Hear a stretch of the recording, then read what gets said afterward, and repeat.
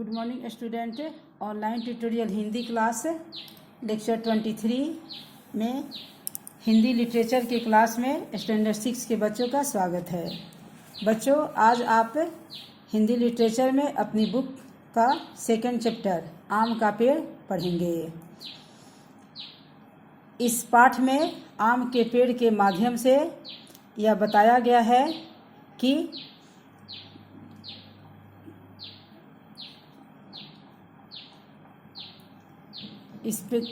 इस पाठ में आम के पेड़ के माध्यम से यह बताया गया है कि मनुष्य किस प्रकार एकाकी जीवन व्यतीत करना चाहता है। वह चाहता है कि उसे कोई तंग न करे। वह अपने अलावा किसी के विषय में नहीं सोचता। मनुष्य इतना स्वार्थी और घमंडी हो गया है कि उसे दूसरों की खुशी अच्छी बर्दाश्त नहीं होती। आप यही सब इस कहानी के माध्यम से, इस पाठ के माध्यम से जानेंगे। प्रस्तुत कहानी में आम का पेड़ अपने ही स्वार्थ के नशे में चूर स्वतंत्र जीवन यापन करना चाहता है। वृक्ष देवता के वरदान पाने के पश्चात वह ठूठ सा रह जाता है। दूसरे पेड़ पौधों को फलते फूलते देख उसे अपनी अज्ञानता का बोध होता है और वह पश्चाताप की आग में जलता हुआ वृक्ष देवता से वरदान वापस लेने का आग्रह करता है। संपूर्ण पाठ प्रकृति प्रेम और परोपकारी भावना का परिचायक है। तो आइए हम इस पाठ के माध्यम से जानें। आम का पेड़ हमेशा अकेला रहने में ही प्रसन्नता का अनुभव करता था, परंतु पक्षी थे कि उसे हमेशा सताते रहते। वे उसे कभी अकेला नहीं रहने देते। वसंत के बाद जब उस पर नए पत्ते आते तो पक्षी आकर उसकी शाखाओं पर बैठ जाते। बच्चे, आप जानते हैं कि बसंत ऋतु में पतझड़ के बाद सारे पेड़ के पत्ते गिर जाते हैं तो हर पेड़ में नए नए पत्ते निकलने लगते हैं। तो आम के पेड़ में भी नए नए पत्ते निकल आए थे और उसकी शाखाओं पर पक्षी बैठते। वे इधर उधर फुदकते और गीत गाते। हवा के झोंके उसके पत्तों के साथ अटखेलियाँ करते। चिड़िया सुबह सुबह चहचहाती और उसे जगा देती, मगर आम के पेड़ को यह सब अच्छा न लगता।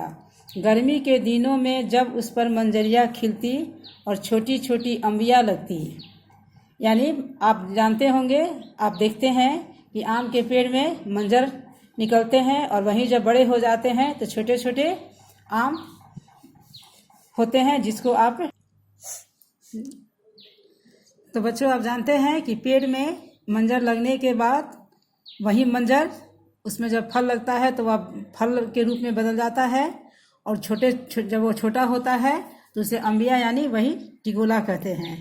तो कोयल उसके ऊपर बैठकर कुहू कुहू का गीत गाने लगती है और सारे पक्षियों को आम खाने का निमंत्रण देती है। इसका परिणाम यह होता है कि जंगल के बहुत सारे पक्षी जैसे तोते, चिड़िया आदि सुबह से ही उस आम के पेड़ की टहनियों पर आ बिराजते और दिन भर मजे से कच्ची अम्बिया खाते। बहुत सारे नन्हे बच्चे भी अम्बिया खाने के लिए उस पेड़ के नीचे आते। जब वे ऊपर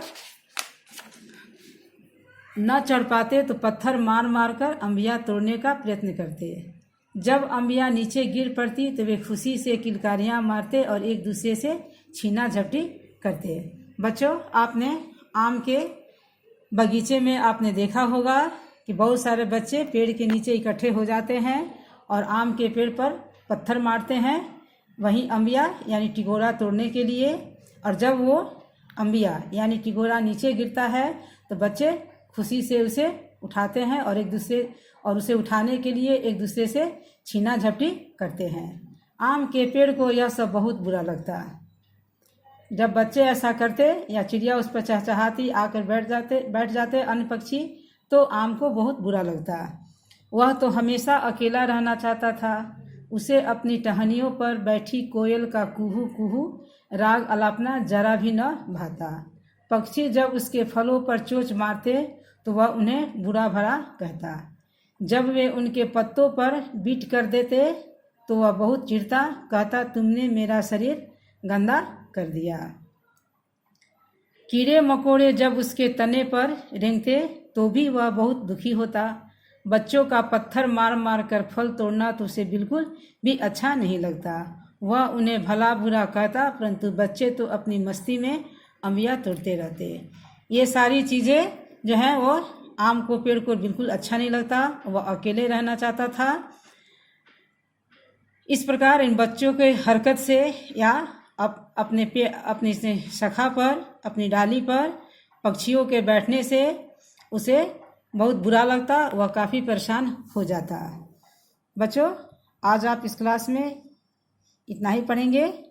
नेक्स्ट क्लास में हम इस पाठ का नेक्स्ट पैराग्राफ पढ़ाएंगे। आज के लिए धन्यवाद।